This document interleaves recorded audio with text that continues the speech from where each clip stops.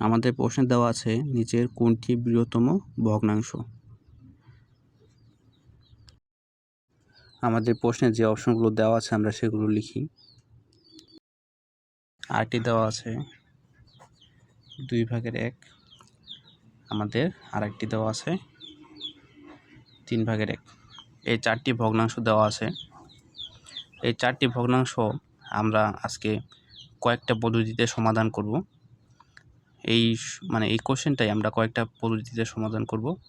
আপনারা পদ্ধতিগুলো দেখে রাখবেন, যেটা আপনার কাছে সহজ মনে হয় সেই পদ্ধতিতেই পরীক্ষায় করবেন, ঠিক আছে?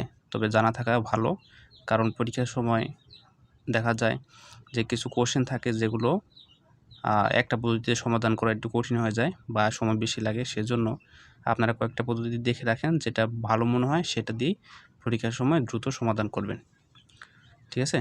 তো প্রথমে আমরা এই কোশ্চেনটা একটা পদ্ধতিতে সমাধান করব, সেটা হলো যে ভগ্নাংশগুলো দেওয়া আছে এই ভগ্নাংশগুলোর আমরা লবকে সমান করব। তাহলে যদি লবকে সমান করি,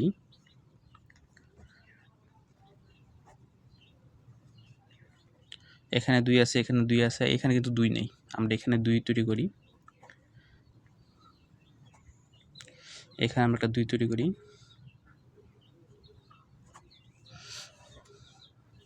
তাহলে আমরা এরকম পাই 5/2, 3/2, 4/2, 6/2।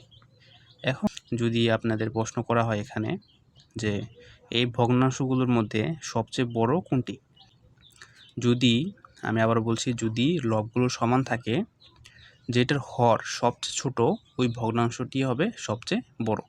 তাহলে এখানে সবচেয়ে বড় ভগ্নাংশ কোনটি? এই যে 3/2, ঠিক আছে? এখন যদি আপনাদের প্রশ্ন করা হয় যে সবচেয়ে ছোট কোনটি, তাহলে সমলব ভগ্নাংশগুলোর মধ্যে যেটির হর সবচেয়ে বড় সেটি হবে সবচেয়ে ছোট ভগ্নাংশ, ঠিক আছে? তাহলে আমরা কি বুঝলাম? যে হরগুলোর মধ্যে যেই হরটি সবচেয়ে ছোট ভগ্নাংশগুলোর মধ্যে ওই ভগ্নাংশটি সবচেয়ে বড়। আবার সমলব জাতীয় যে ভগ্নাংশগুলো আছে, যে ভগ্নাংশের হর সবচেয়ে বড় ওই ভগ্নাংশটি সবচেয়ে ছোট। তাহলে এটা সবচেয়ে বড়, এটা সবচেয়ে ছোট। আপনারা প্রশ্নটি আরেকবার দেখে নেন। এবার আমরা অন্যভাবে সমাধান করব। তাহলে আমরা ভগ্নাংশটি আবার লিখি। 5/2, 3/2, 2/1, 3/1। এই যে ভগ্নাংশগুলো আছে, এবার আমরা হরকে সমান করব। প্রথম পদ্ধতিতে আমরা লবগুলো সমান করেছি, আমরা এই পদ্ধতিতে হরগুলো সমান করব। তাহলে হরগুলো যদি আমরা সমান করতে চাই, তাহলে আমাদের কাজ হলো এই যে হর যা আছে না, এই হরের যে মানগুলো আছে এখানে, এই হরের মানগুলোর আমার লসাগু বের করতে হবে। তাহলে আমরা লসাগু বের করি।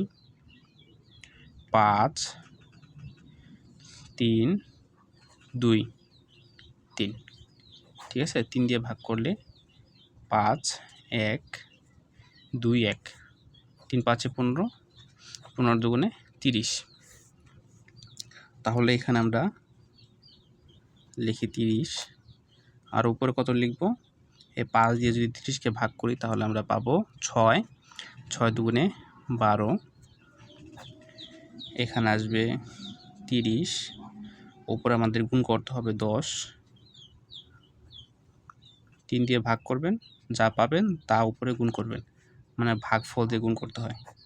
এখানে 30, আমরা উপরে গুণ করব 15, এখানে আসবে 30, আমরা উপরে গুণ করব 10। তাহলে এই যে ভগ্নাংশগুলো আমরা যে পরিবর্তন করেছি, পরিবর্তন করার পর আমরা এই ভগ্নাংশের মধ্যে সবচেয়ে বড় এবং সবচেয়ে ছোট নির্ণয় করব। এখানে সবচেয়ে বড় কোনটা হবে? সবচেয়ে বড় হবে যার লব বড়। এখানে সবচেয়ে বড় কোনটা? এই যেটা, এই লবটা সবচেয়ে বড়। তাহলে এই ভগ্নাংশটি হবে সবচেয়ে বড়। সবচেয়ে ছোট কোনটি? সবচেয়ে ছোট হলো এই যেটি, যেটির লব সবচেয়ে ছোট, ঠিক আছে? তাহলে আপনারা এই প্রক্রিয়াটাও দেখলেন। এখন আমরা আরেকটি প্রক্রিয়াতে কাজ করব। আপনারা কোশ্চেনটা আরেকবার দেখে নিন।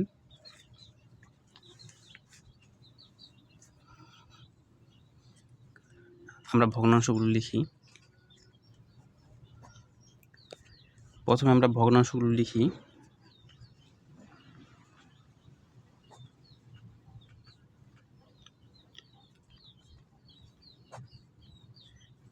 দুই ভাগের 1 আর হলো 3 ভাগের 1।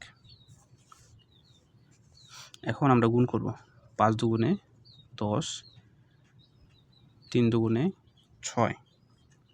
তাহলে এই যে এটার এই ভগ্নাংশের লব বড়, তাহলে এই ভগ্নাংশ বড়। আবার এটার সাথে এটা তুলনা, 2 দুগুণে 4, 3 অক্ষে 3। তাহলে দেখছি যে এটাই বড়। আবার এটার সাথে এটা তুলনা করব, 3 অক্ষে 3, 3 দুগুণে 6। তাহলে দেখা যাচ্ছে যে 3 থেকে 6 বড়। তাহলে আমরা সবগুলোর সাথে তুলনা করার পর আমরা দেখতে পাচ্ছি যে এই ভগ্নাংশটি হলো বড়। ঠিক আছে, এটাও হলো গুণ করবেন আপনারা। এই নিচেরটা দিয়ে এই উপরটাকে গুণ করে উপরে মান লিখবেন, এটার সাথে আবার এটা গুণ করে উপরে মান লিখবেন। ঠিক আছে, মান লেখার পরে আপনারা তুলনা করবেন যে কোনটার লবটা বড়, ঠিক আছে, বা কোনটার লবটা ছোট। আমরা যেহেতু বড়টা বের করেছি, যে কোন ভগ্নাংশটি বড় হবে, সেই ক্ষেত্রে আমরা বড়টি নিয়ে তুলনা করেছি। আপনারা যখন ছোটটি বের করবেন তখন ছোট অংশ নিয়ে তুলনা করবেন। যদি এই ম্যাথটারই আমি যে ছোট ভগ্নাংশ কোনটি হবে,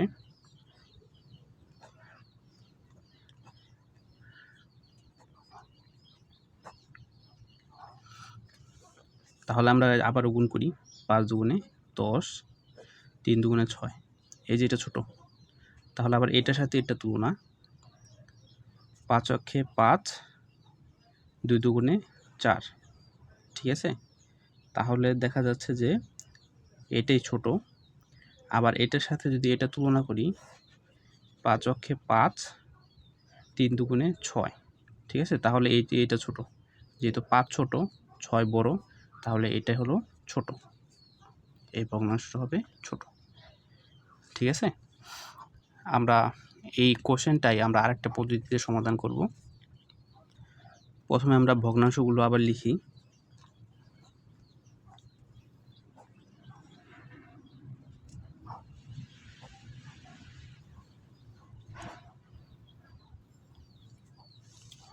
এখন আমরা সমাধান করব, 100 করে গুণ করে দিব। 100,